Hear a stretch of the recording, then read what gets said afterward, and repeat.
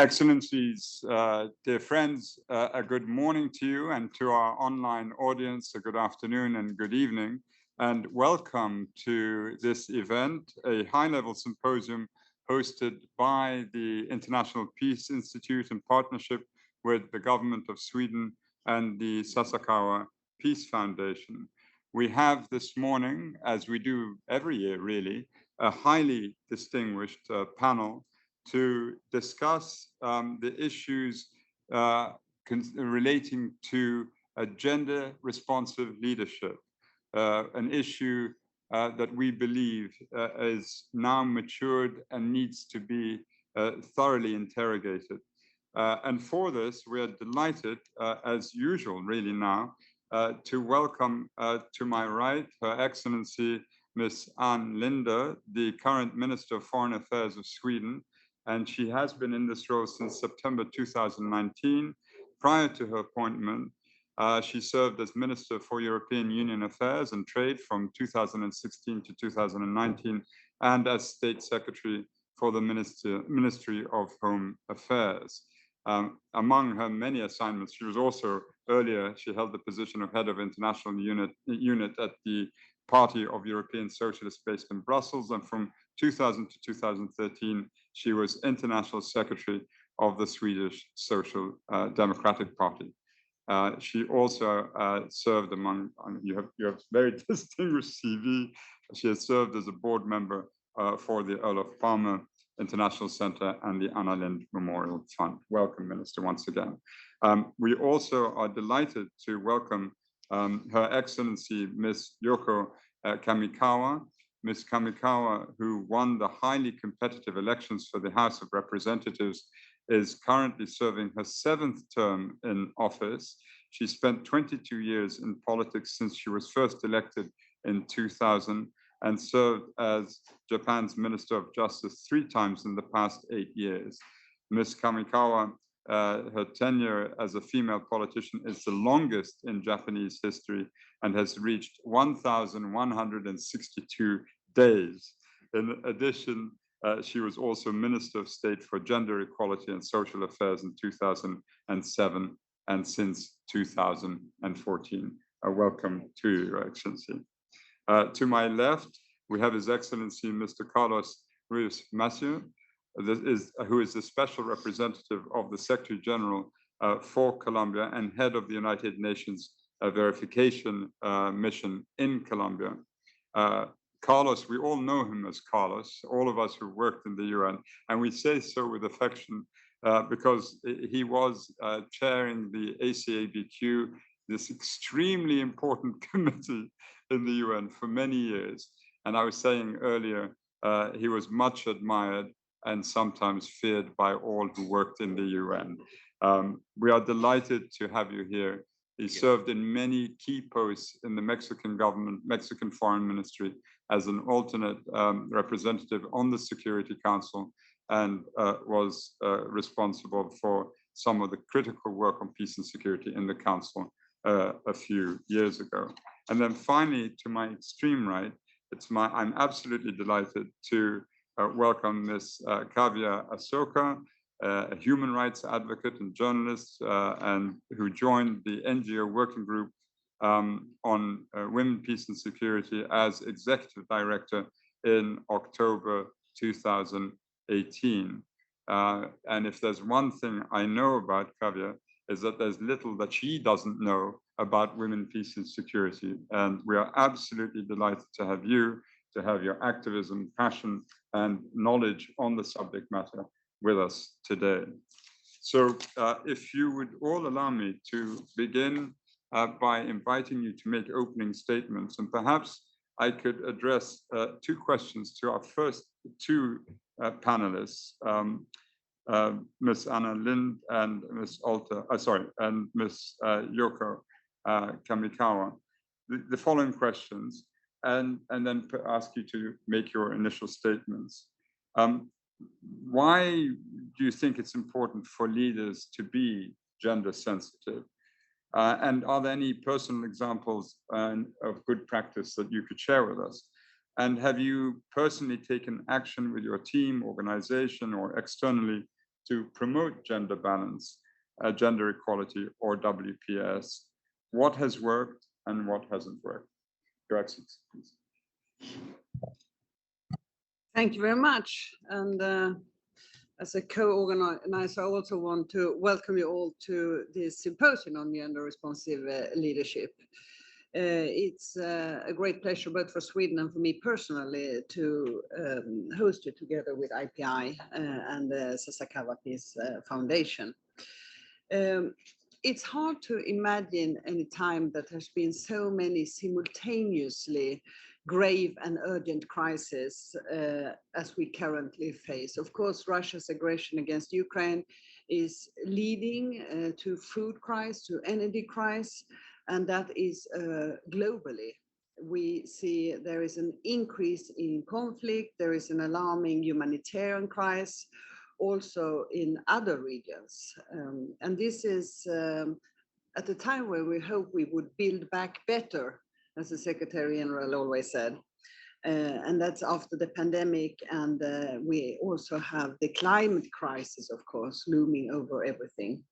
In all these situations, women and girls are among those who are affected the most. And this is why Women, Peace and Security agenda is more important, and I would say more relevant than ever. And this is why we collectively need to go from talk to action.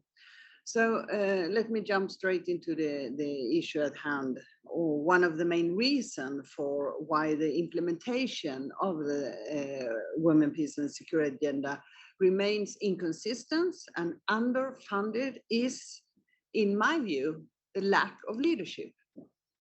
We all have a responsibility to be gender responsive in our leadership, but what does that mean in practice? It means that those of us who are in executive or management position should work towards gender equality, both internally within our own workplaces and organization, and when carrying out the organization's external work. So this involves, and let me take some examples, leading by example, setting priorities and targets, communicating clearly and convincingly, managing staff, resources, and operations, and holding yourself and others to account of being gender responsive. Let me share a few concrete examples that have worked when we have, as a part of Sweden's feminist foreign policy, strengthened our gender responsive leadership. Sweden tried to lead by example when we were a member of the UN Security Council in 1917 to 18. We consistently sought to ensure that the Council included a focus on women, peace and security in all discussions and decisions. We pushed for the Council to be briefed by civil society representative, for the WPS to be discussed in each and every country file, and we showed that it was indeed possible to achieve gender balance among those briefing the Council during Sweden's presidency in July 2018. And I'm happy to see how now several countries has taken this abroad onwards. We also insisted in briefing the Council to include a gender perspective, including information on women's role in the peace processes being discussed. And that consistent request impacted what the Secretariat prepared. And that is the point, not having to ask for it every time. The same thinking guided our Swedish OSCE, the Organization for Security and Cooperation in Europe, our chairpersonship in 2021, last year, when we, in a similar way, sought to integrate the WPS in all dimensions. As a chairperson in office, as a leader, I brought this up in all my meetings, and I consulted with women organizations in every visit I did in the region, more than 20, even if it was COVID. The OSCE special envoys to conflict, they were asked especially to look at how to increase women's participation in peace processes. And again, we thought to combine country level efforts with dedicated leadership at the higher level to promote multilateral engagement for the WPS. And I want to thank Carlos for your leadership and in advancing the WPS agenda in Colombia, including women in the peace negotiation. The peace agreement includes more gender provisions than any previous, and will be an example to follow for forthcoming peace talks. Very, very important. In the EU's political and operational roadmap towards a gender equal world, the strategic importance of leadership is integrated as one of those 5 main pillars. I would say that leading by example, by striving for a gender responsive and gender balanced leadership is one of the cornerstones for the EU's foreign and security policy and also the development policy. And I'm glad to say that this message is actively promoted from the top, including by the President of the Commission. And Sweden, through our Folke Bernadotte Academy, is supporting EU to put policy into practice by rolling out a pilot learning program for the EU top leadership, gender responsive leadership. Now, Sweden is taking up the EU presidency from the 1st of January next year. And we, of course, hope to promote the Women, Peace and Security agenda and showcase gender responsive leadership to the best of our ability. And I look very much forward to hear your views and comments in this discussion and also continue to build the gender responsive leadership capacity in all different organizations that we work on. Thank you. Thank you, Minister, for those insightful comments and for your leadership, your country's leadership on this critical issue. I now would like to turn over to Her Excellency Ms. Yoko Kamikawa for your opening statement. Please, Your Excellency. Good morning. Could you push the... Oh, sorry. Good morning. Thank you, Mr. President, and a good introduction for my career. And it's my great honor to be invited as a panelist at this symposium on an extremely important and timely theme. It is more important today than ever for all leaders, women and men, to take action for gender equality. I would like to share my experiences leading change on gender equality as Minister of Justice. In a male-dominated society such as Japan, the journey has never been easy. I would say my biggest contribution during my term as Minister of Justice was to convene and chair the 14th United Nations Congress on Crime Prevention and Criminal Justice, commonly known as the Kyoto Congress, in 2021, under the theme of advancing crime prevention and criminal justice and the rule of law towards the achievement of the 2030 Agenda for the realization of a safe and secure society. During the 5 years of preparation leading up to the Congress, I developed and launched a new initiative called Judicial Affairs Diplomacy.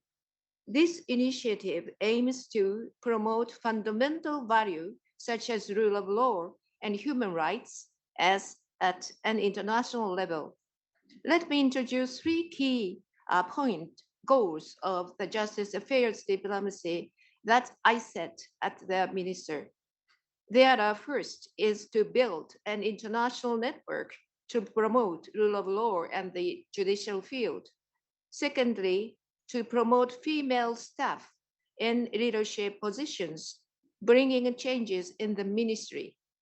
I established a new international affairs division directly under the minister, and I encouraged female staff with international experiences to take the lead. I have also personally mentored and supported female lawyers. For instance, I strongly encouraged an experienced female prosecutor to apply to the ICC, where she now is a judge. Involvement of these active and highly competent women brought diversity and energy to a rather static institution and furthermore to Japan as a whole. Thirdly, to bring youth perspectives, giving power for a change for the future. The Youth Forum, organized in conjunction with the Congress to exchange views on the rule of law, gave opportunities and platform for young women to raise their voices. Education is a key for young women to take the leadership role. They are not yet trapped to stereotyped gender roles and can build a bridge to the next generation. The Youth Forum remained as a legacy of the Kyoto Congress and continues to bring female and male youth together from all over the world every year. The Congress was a success amidst the pandemic, and despite some internal resistance to change, or with these policies in place and using the opportunities of hosting the UN conference, the male-dominated Ministry of Justice, which otherwise focused on domestic affairs, has changed gradually.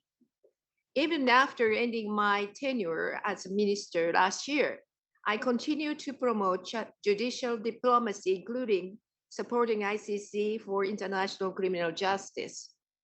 As a minister, we can change the ministry to become a more gender perspective organization. By leading by example, more women may aspire to become the next generation of leaders.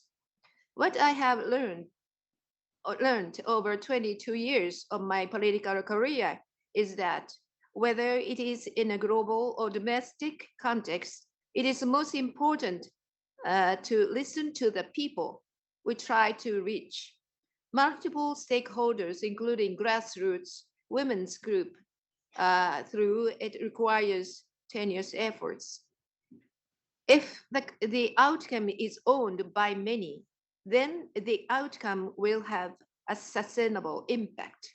Furthermore, as I am one of few women parliamentarians, bringing male parliamentarians in as my allies to support my efforts was the key. Most importantly, I stand strong on the human rights principles, especially women's rights, to which no one can oppose and resist. I thank you for very much. Thank you.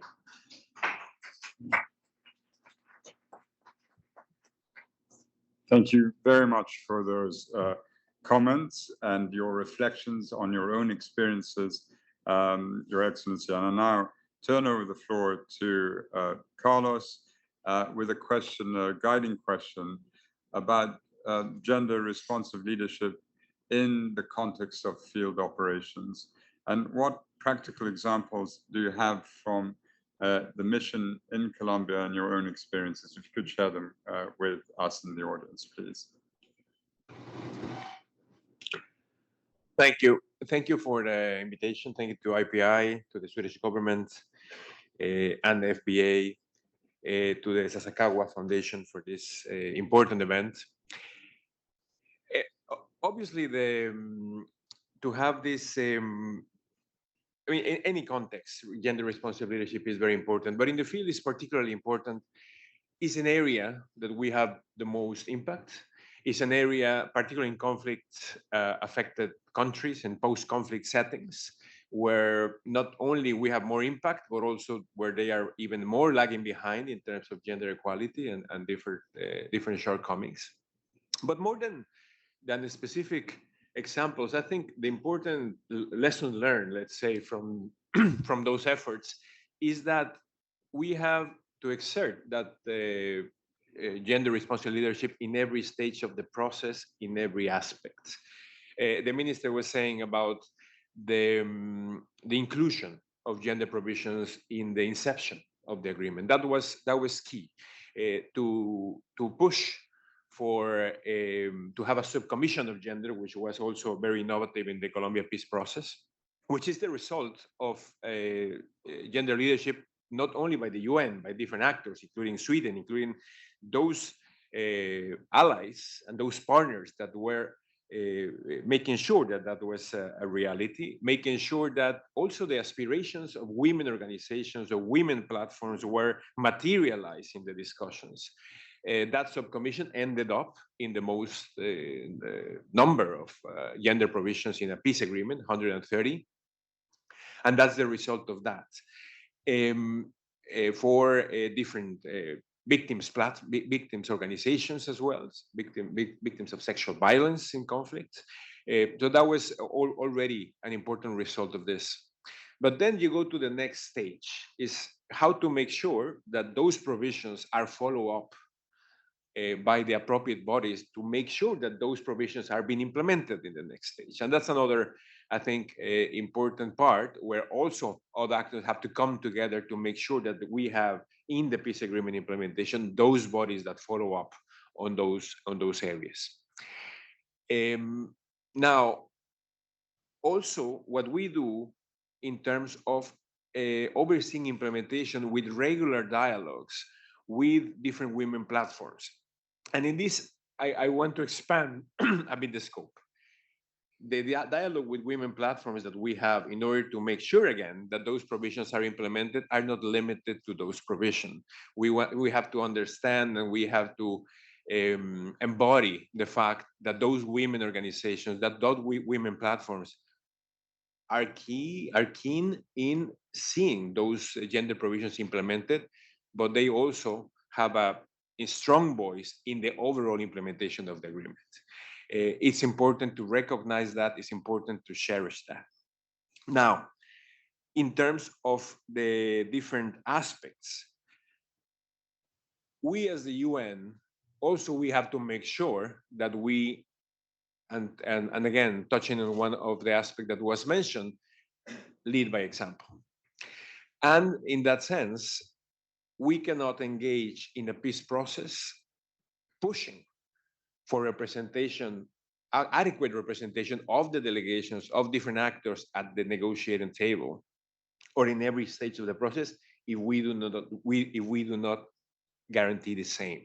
The UN has to also reflect that. The Secretary General is very committed to gender parity across the organization in entities, but even when we engage in different negotiations, we have to make sure that the UN representation is reflecting that commitment to gender. And that's also, it comes from the top, in the mission setting from the SRSG, in the wider setting, obviously from the Secretary General, and is there, but we have to make sure that that is reflected everywhere.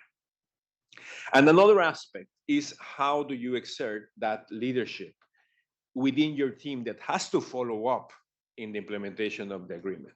If you don't give the adequate level of importance of the gender advisors in the mission, if you don't give clear instructions to the different bodies or the different groups or pillars that you have in the mission in order for them not to see their own responsibilities in a vertical way, but do they really see that they are also responsible for the implementation of the gender aspects of the agreement, you're not doing the right job. It completely makes a difference when you don't rely solely on the gender team to oversee implementation of the agreement, but when the whole mission is responsible really to make sure that this is properly followed up. And then you come to the governing bodies. I think in the Colombia briefings to the Council, I think one aspect that we are very proud of, and it's a combination of the Secretariat work, but also a combination with member states, and member states committed to this endeavor, which is to have always, along with SRSG briefing the Council, someone from the civil society, which in principle has a different view of how things are moving, but normally to visibilize the situation of women in the field, to visibilize women sometimes from, in the case of Colombia, from Afro-Colombian origin, sometimes from the indigenous communities, that they give, they add that element of reality for the members of the council of what is the current situation, what is the situation of implementation of the provisions related to gender, but what is their view in terms of how the agreement is going. So at the end, I mean, we have different examples of what to do, but for the mission, it is clear that it's an overall effort by different actors in all stages of the process, peacemaking, peace implementation, and in all aspects of our work, internally in the mission, but also with the communities, also with the governing bodies. So it's an overall effort. So I leave it there. Say if probably we can go more in depth in the specific measures and the specific issues that we have done in order to further the implementation of the agreement. And I would just end with one specific data, which is important for the overall peace process around the world, but Colombia is not the exception. There is an increasing literature on how of a correlation between inclusivity in peace agreements and durability of peace agreements. Colombia is coming to a 6th year of implementation, which is less than 50% of peace agreements last this 6th year. And I'm completely convinced that one of the most important reasons of this is the inclusivity of the Colombia peace process, the participation of women platforms from the inception to the implementation. And I believe that the women say in the course, this agreement will continue delivering the results, but it's clearly because of what we have done, my predecessors have done, and that we should continue the course with the support of all the allies, Sweden, Norway, and other important actors in pushing the gender inclusivity in peace processes. Thank you. Thank you, Carlos, for sharing those experiences with us. And certainly we're going to come back to you once we've gone through the first initial statements. And now it gives me great pleasure to, what we are doing here, to invite Kavya Ashoka. And if I can perhaps start with this question of how you believe gender responsive leadership, how can that leadership support an accelerated implementation of women, peace and security, the agenda? If you could share with us some thoughts on it. Thank you so much. Good morning, everyone. Thank you to IPI for convening us, and it's a privilege to be on such a distinguished panel, and thank you for your remarks. Gender responsive leadership. I prefer the term feminist leadership and will focus my remarks on what this means in the broader context of the women, peace and security agenda, and how you all as world leaders, as the UN, as member states, can really show this leadership at a moment when I think we really need it to advance gender equality and women's rights. I'd like to start by quickly sketching out a picture of the state of play and where we are before we can talk about how feminist leadership can actually support implementation. Within the Security Council and the UN context, we're seeing somewhat more institutionalization of this agenda. And I think we heard from Minister Linda and others about some of the ways in which this has happened. We have 10 Security Council resolutions. We have more women civil society briefing the Council than before. Security Council decisions have more detailed language on WPS. And in the last year, we've seen member states raise the visibility of the agenda by making joint commitments on WPS, including Ireland, Norway, and many other member states. But how is this actually translating into impact on the ground? That, I think, is the question that feminist leadership needs to answer.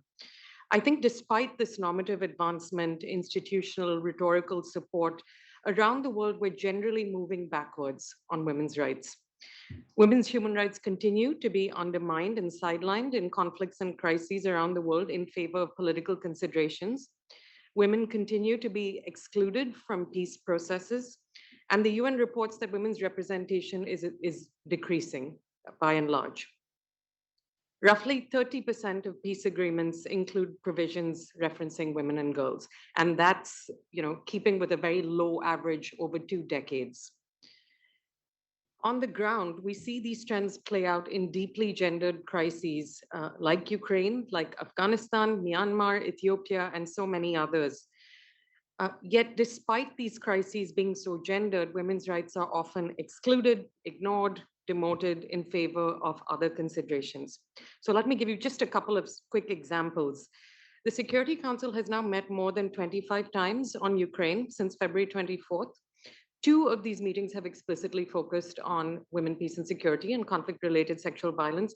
There's been some discussion of CRSV in Ukraine, but really very little discussion on women's participation in negotiations or peace talks.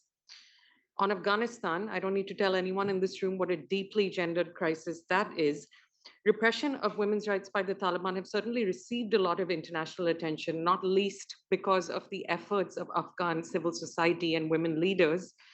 But which member state or UN entity has called for women's rights in particular to be prioritized as a non-negotiable point of discussion with the Taliban? Frankly, the international response on Afghanistan to the crises, the humanitarian crisis, the human rights crises, since August has really been, in a word, poor. It's lacked urgency, there's little signs of coordination amongst member states, and it has not prioritized women's rights. Shouldn't countries with feminist foreign policies, and at least 4 of the growing number of countries that have declared this, Canada, France, Germany, Sweden, of course, are deeply invested in Afghanistan, shouldn't they be leading the charge on prioritizing women's rights in contexts like this? And mobilizing and coordinating other member states to use their political power, their resources, and other tools to pressure the Taliban to do that. Isn't this what gender responsive or feminist leadership really looks like? And I can make similar arguments about other crises on the Security Council's agenda. We also see difficult dynamics on the Security Council, both around country-specific issues like what I've just described, as well as WPS more generally, on issues that we as civil society really see as core to this agenda: women's human rights, protection of women human rights defenders, women's participation, etc. And our assessment is that the more difficult the dynamic around particular issues, the more likely it is that WPS will be demoted in the discussion. The less willing states are to invest their political capital, even in cases where outwardly they're gender champions. And there are some exceptions to this that we can talk about during today's discussion. I raise all these issues not because I think they're easy to resolve. On the contrary, I think they're deeply, deeply complicated, but because I think they're illustrative of the challenges that I think feminist leaders, champions for gender equality, gender responsive leadership must confront head on if we are to meet our goal of gender equality and protection of women's rights. The goal should not only be to have processes, resources, and institutions in place, but to have a meaningful impact on the lives of women, girls, and marginalized groups on the ground. Feminist leadership means raising these issues, being an outspoken advocate on these issues, especially when there's a political cost to doing so. So in short, the main obstacles to furthering the WPS agenda, and I think we'll come back to this during the discussion, are really around a lack of political will. That is the degree to which gender and WPS is prioritized over other considerations, politically supported and resourced, and a lack of accountability for meeting WPS obligations. So I look forward to talking more with all of you in this room, as well as our panelists, on how feminist leaders can address what are 2 quite formidable obstacles to gender equality today. Thank you.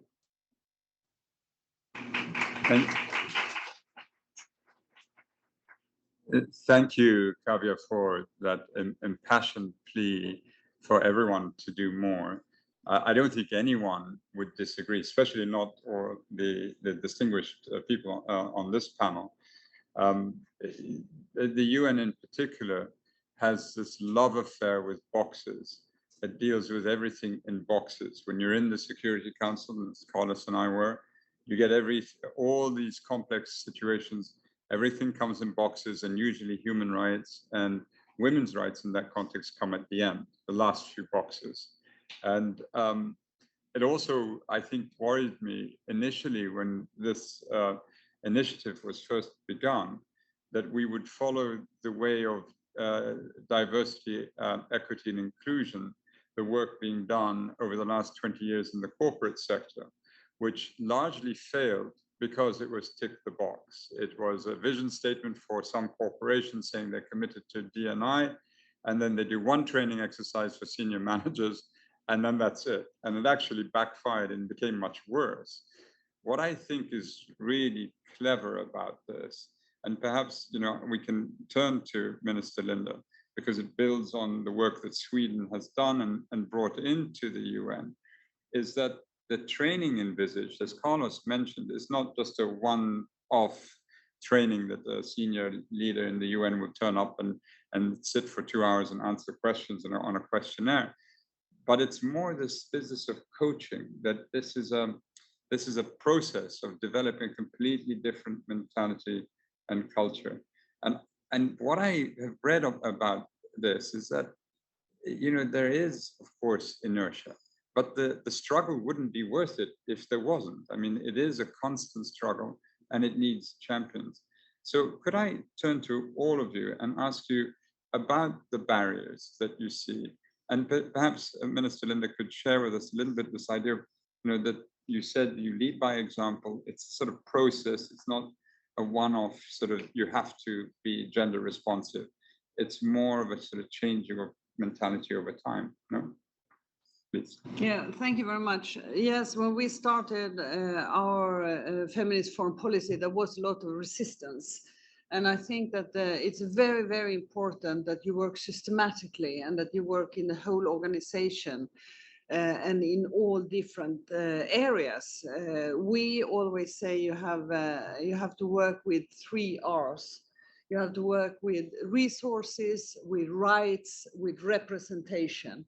And in everything you do, you have to check the boxes here to see when it comes to rights, has the girls and women the rights that they should have in the things that we are doing and the cooperation that we are doing? Is there, and that could be everything from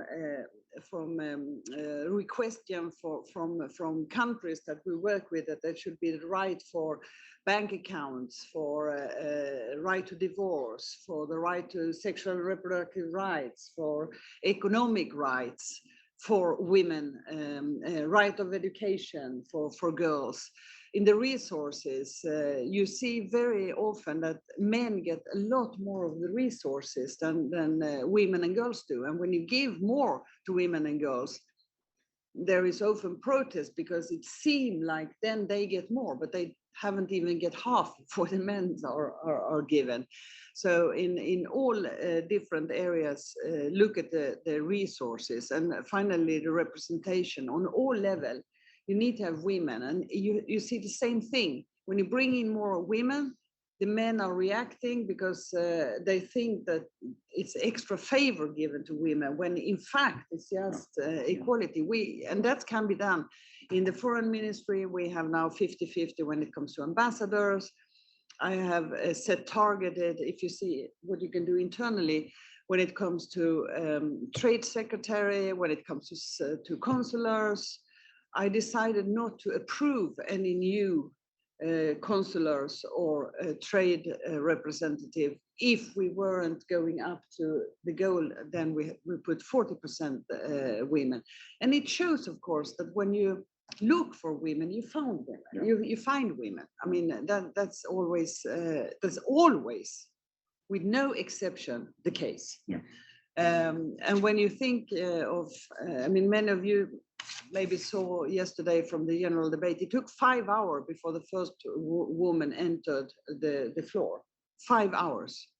And when you look out at all the, the heads of state and the foreign ministers and so, nearly all, it's all of the entourage are men. And this is a very, very important week for shaping what the world is talking about.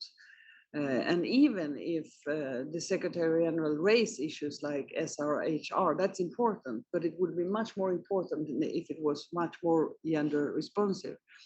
And I would also say that first, and I always quote Mahatma Gandhi in this, because I think it's such a good one. When you start something, first they laugh at you, then they humiliate you, then they get angry at you, and then you win.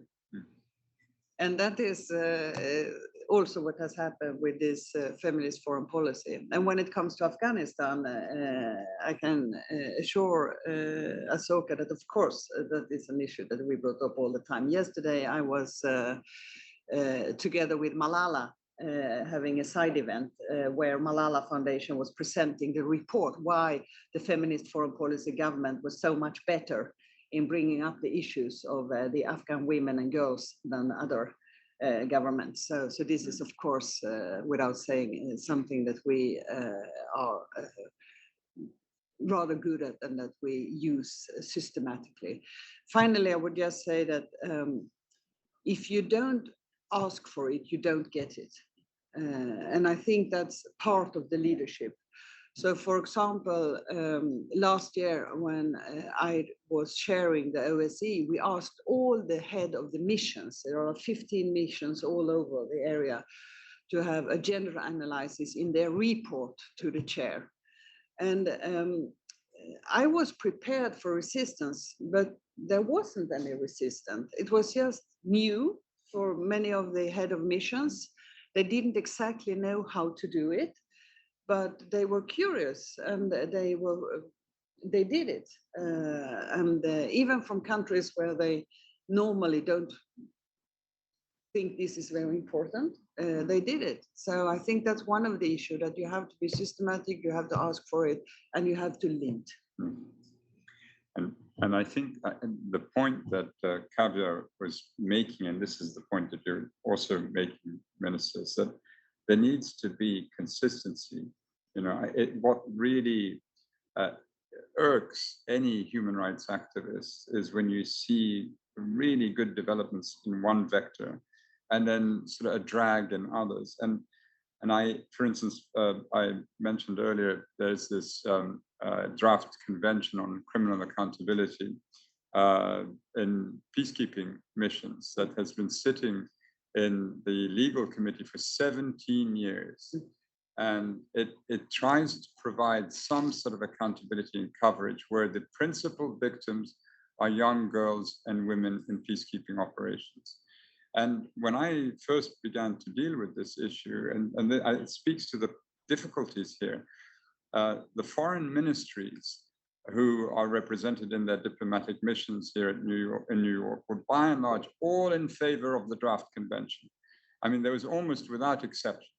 The problem was the defense ministries and the ministries of interior. So within governments, you will have parts of the government that are wholly in favor of taking change, and then it's working. The problem actually isn't in New York. The problem is in capitals.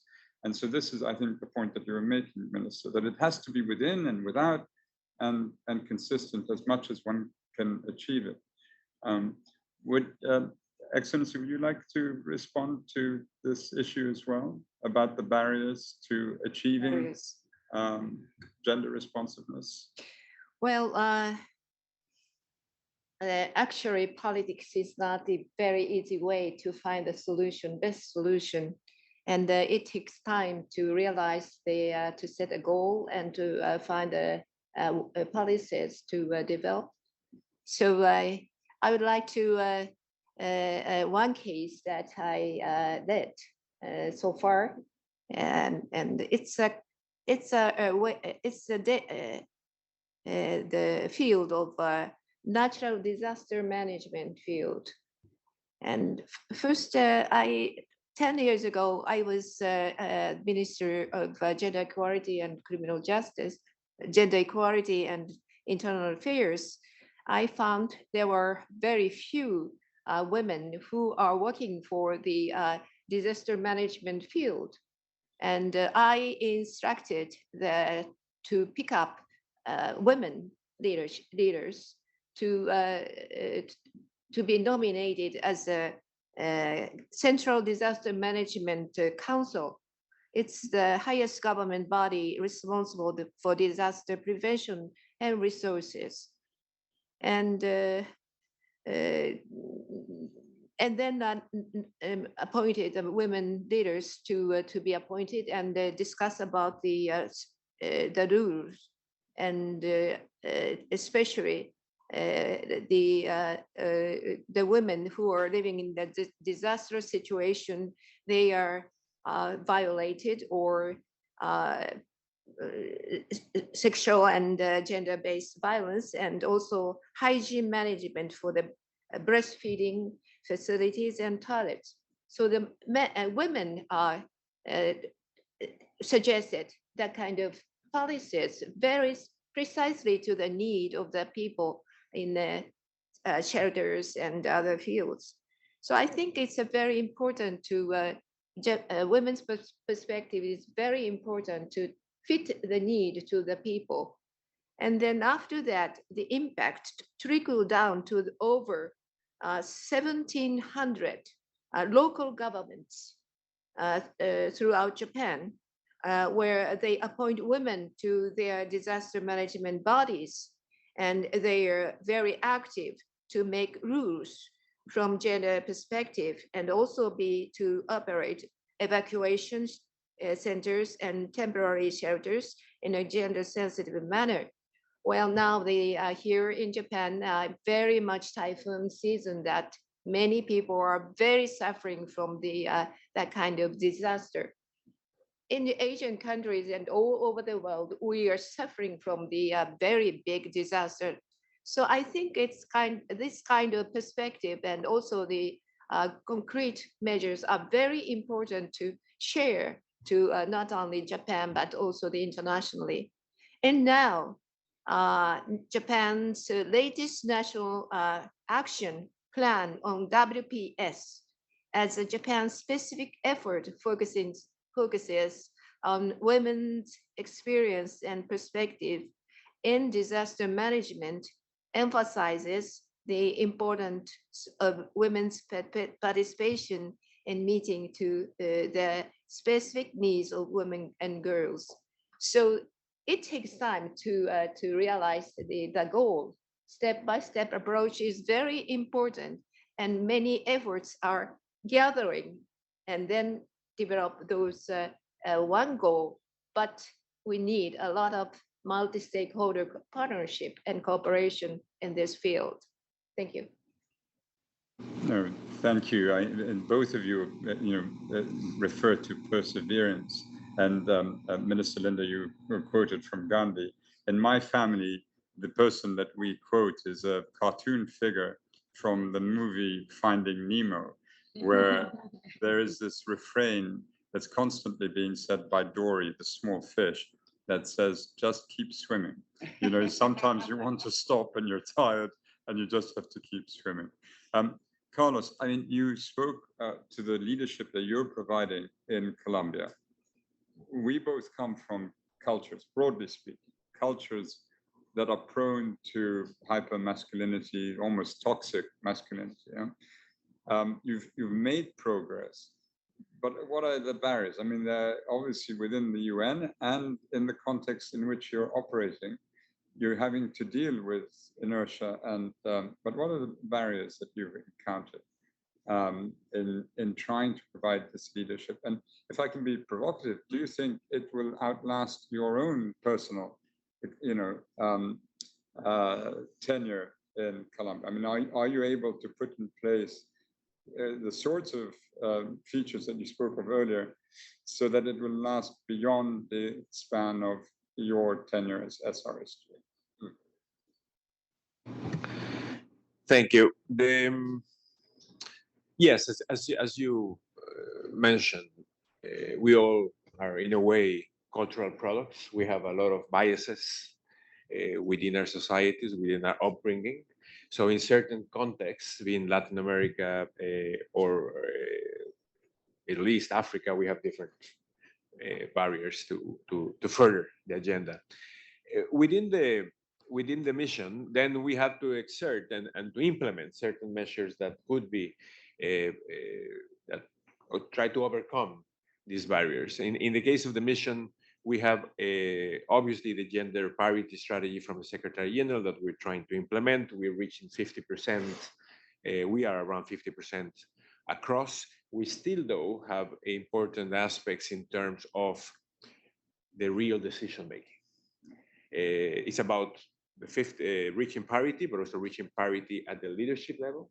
And it's about that the day-to-day decision making is not made only by a certain group, in this case men, and it's really the gender parity is real, not only numbers, not only even functions or posts.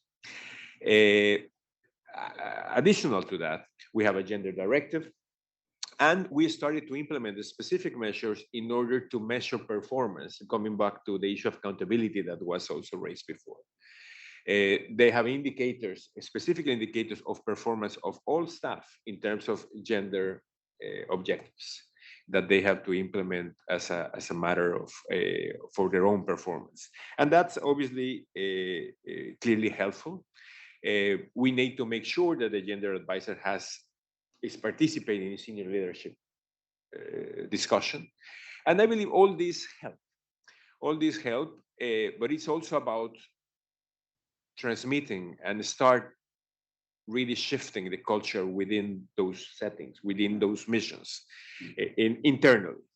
The data that I was mentioning, I mention it a lot outside. I need to mention it a lot inside. So they really embody, they really believe it, and they really then implement it and are part of the effort. I came with that self-criticism for me that probably I need to do even a better job internally. That's one. I believe that will start and has started to make a change. Can I sign that it's already there to stay?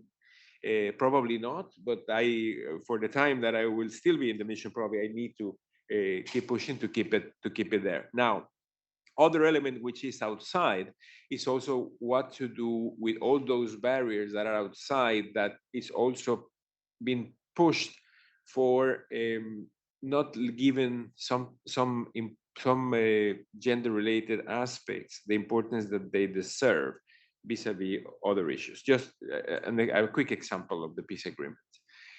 Women organizations, the mission, UN entities have pushed in the overall following up on the crimes committed during the conflict is about having a case for sexual exploitation and abuse during the conflict, which is a terrible crime that happened during all these decades of conflict, and they didn't have a specific case in the transitional justice system.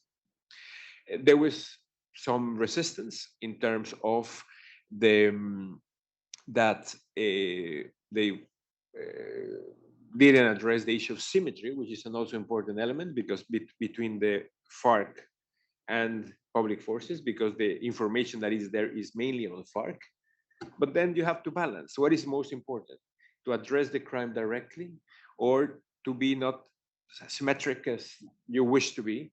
And in this case, fortunately, the Special Jurisdiction for Peace opened a case, and those issues that also we have to exert this kind of leadership going ahead. So just to mention an outside example, and just coming back to the measures, I have to say also that it was important for the mission to be one of the first cases, if not the first, that we put a compulsory course of gender responsive leadership that the FBA provided to the mission, and that already is helping in changing and shifting the culture and raising awareness of all the biases that we have in those settings, and it's important to move forward. Thank you so much. Thank you. I'm very conscious of time, and we have to apologize for starting late. I hope you bear with us because there's so much happening at the UN, and some of our panelists need to leave slightly early. If I can turn to you, Kavya, for final thoughts, and then I'd like to turn to the audience. We have one online question, and we have the distinguished speaker of the Seimas of the Republic of Lithuania, who we would invite to make a comment. So please, Kavya. Thank you. And I really appreciate so many of the comments from the other panelists, especially Minister Linda's comment that we need to ask for it. And I have several asks that I'm going to address in my closing remarks as well.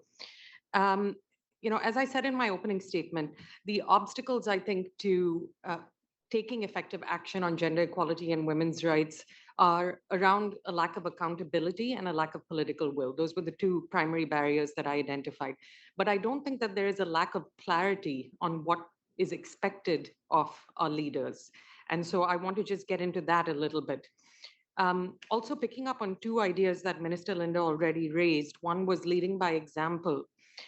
You know, the lack of political will can be countered by leading by example, but this is really not about parity. It's not about increasing numbers of women, but about centering feminist principles, gender equality, women's rights in peace and security policymaking and implementation. Whether we're talking about women's human rights, whether we're talking about participation, whether we're talking about human rights defenders. And here I think the UN has an especially important role to play because of its specific mandate rooted in promoting peace, security, and human rights. And we as civil society see the UN as an ally in this struggle for gender equality. So I have a few specific suggestions on the UN. And the second, as I said, was ensuring system-wide accountability so that gender equality is not left to individual leaders, even if they are feminist leaders, even if they are gender responsive leaders, it can't be negotiated in each context. And that's why we need accountability. And this was highlighted by all three peace and security reviews in 2015, which specifically identified accountability of the UN leadership as well as member states as a requirement for progress on the WPS agenda. And what does this mean in practice? Prioritizing and resourcing for women's rights, establishing clear standards for performance and implementation, as well as raising the cost of failure to implement, which are all essential drivers for the agenda. I just want to share a little bit of research that we've done at the NGO working group on how the UN is actually performing on some of these metrics, because as I said, I'll restrict my comments to the UN for this final part of the discussion. We analyzed 283 statements delivered by 60 senior UN officials during 220 country-specific meetings in 2020 and 2021 and observed the following trends. And I'll just give you the top line numbers, which I hope will stick in your mind. Less than 5% of all briefings by senior officials met the UN's own expectations on addressing gender and women's rights, meaning they failed to include impact on women's rights in conflict, the UN's efforts, they failed to detail the UN's efforts on implementing the WPS agenda and the way in which the mission has engaged with women's civil society. So those are some of the metrics the UN itself has outlined. Less than 15% of all briefings by senior UN leadership delivered to the Security Council included gender analysis.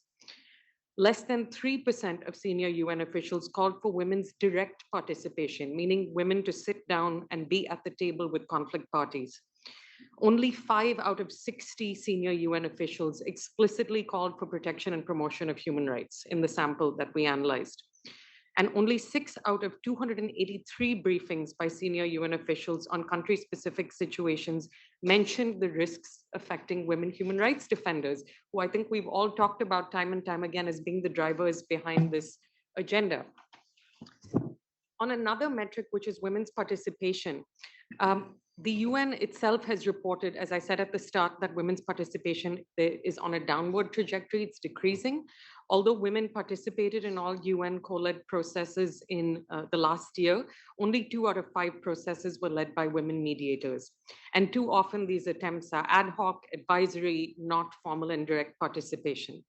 So this is all just to paint a picture for you about, if we're talking about feminist leadership and gender responsive leadership, there is a lot to be done on the UN side. And this is particularly important because of the UN's mandate and because we see it as an ally in this discussion. So I want to end with 3 quick recommendations on how this can be done. Secretary General Guterres has said that women's inequality should shame us all and has articulated a commitment to do everything in his power to make sure that women are represented in all decision-making at the UN, including in peace processes. There is a very simple way to do this. Make direct participation of women a requirement in all UN-supported processes. This is something that a large and cross-regional group of member states have called for, including the group of Friends. This has overwhelming support from civil society, and it's something that can be done.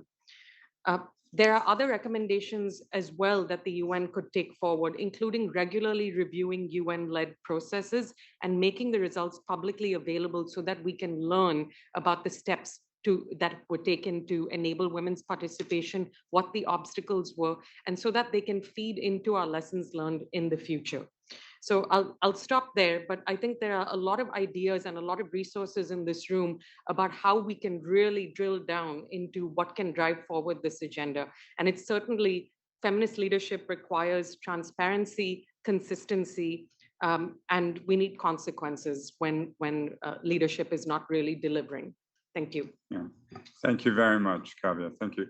I wonder though, and I will pursue this separately, whether or not you could draw a distinction though between Geneva, where civil society, including many organizations devoted to the human rights of women and feminist movements, are well integrated into the work of the Human Rights Council, the treaty bodies, the work of briefing the High Commissioner's office, and contrast that with how difficult it is for civil society organizations to be involved in the work of UN New York. And the contrast, in my experience, is phenomenal. I mean, one part of the UN seems to have got it broadly right, and the other part of the UN is somewhere in another space altogether. And so I wonder if that distinction applies to the figures that you put out there, because I don't disagree with you on New York, absolutely, but I think Geneva, we would see a better figure perhaps. I'd like to turn the floor now to Her Excellency, Miss Victoria, and please forgive me if I pronounce it wrong, Chimilti Nielsen, is that right? I hope so. The Speaker of the Seimas of the Republic of Lithuania. You have the floor, Excellency. Thank you so much. Thank you to the IPI for this debate, for this discussion on a very important matter. Thank you for the distinguished guests. It was very interesting and useful to hear your opinions on the women, peace and security. And well, it has been said a few times today, and we know for a fact that women and girls are disproportionately affected by the crisis. And this trend is replicated over and over again. We can take Ukraine, where out of 7 million war refugees, the absolute majority is women and children. And the question I want to raise today is maybe somewhat provocative, but while it is very justified and important for us to put as much effort as possible into bigger, stronger women's participation in peace processes, I think we should also not overlook the untapped potential of women's more active involvement in securing for themselves and for their children, for their country, a more democratic, a freer society. And the reason I talk about it is because we see this repeating over and over again, like in the case 2 years ago in Belarus, where the democratic movement was spearheaded by 3 women. And it was in the beginning largely seen as female, a female process led by females, very much, bringing the civil society together. But somehow it failed to gain momentum, although it really had the potential. And today we still have the same dictator, Lukashenko, sitting in the same place. And, we have the Iranian situation unfolding as we speak, also headed by women. So peace by itself is a very important goal, but it is not an ultimate goal if it's peace under slavery or peace under occupation. And, in present context, in the context of war in Ukraine, Russia's aggression in Ukraine, what can we do more as female leaders to to help the civil uprisings against authoritarian regimes that are very often, more often than not, inspired and headed by women. So thank you once again, and I really appreciate the discussion. Thank you. I mean, you raise such a fantastic point. It's not always known why it is in certain contexts. You have women, individuals, and groups in the most extreme circumstances of risk to themselves and families, rise and take on not just dictators and repressive regimes, sometimes militias, people fighting. One remembers Whitnet in Liberia, and they won the Nobel Prize, of course, for their work, but at great risk to themselves. And it always puzzled me why in other contexts you don't have that. Why does it work? So I think what one can do is take the examples, as you were saying, and almost sort of share sort of best practices. But ultimately, there's something very deep about people who do this, and that they can overcome that first instinct of self-preservation. I mean, it's the first instinct we have as human beings, and they seem to overcome it, knowing that great harm could come to them or their families, and still stand up and argue and protest and fight. I mean, it is amazing. So I think what one has to do is learn something about the factors that make it happen, and then try and move it into a space where an otherwise tranquilized society is activated and doesn't just accept it. So I think the point you make is a very serious point. And thank you for participating here. We have one question online about the strategy, and I suppose it's the UN strategy for supporting human rights, especially women's rights in Afghanistan. It is a question for which a few years ago I would have had a response if I was still in Geneva in my old job. To be honest with you, I don't know if anyone here does have a response to this. It is, of course, of deep concern to everyone who has any empathy for the suffering of other human beings, what is transpiring in a country, and especially if you look at the intersectionality between certain ethnic groups in Afghanistan, and then women and girls in that context, and women and girls broadly suffer the brunt, and then it's perhaps even worse if you look at the Hazara community as well. So perhaps the questioner is anonymous, but if they make themselves known to me, we can explore it in great detail. I realize we're very short on time. It's a very busy time at the UN. I wish to thank all of you, Your Excellency. Thank you for being with us and for the expertise that you've shared with us. And I thank all of you for attending as well. And I bid you a very good day and good rest of the week. Thank you. And thank our online audience as well. Thank you.